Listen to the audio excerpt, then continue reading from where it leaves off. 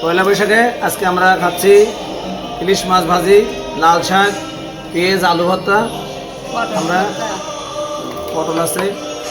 আমরা পয়লা বৈশাখে সকালবেলা এটা খাচ্ছি। আপনারা দেখেন। তুমি কি নিয়েছো? আমিও একই নিচ্ছি, লাল শাক ভাজি, হ্যাঁ আলু ভর্তা, ইলিশ মাছ, হ্যাঁ। শুকনো মরিচ, পেঁয়াজ।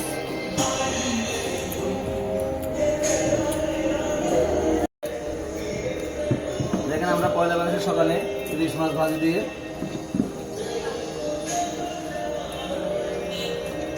আলু ভর্তা। কি মজা!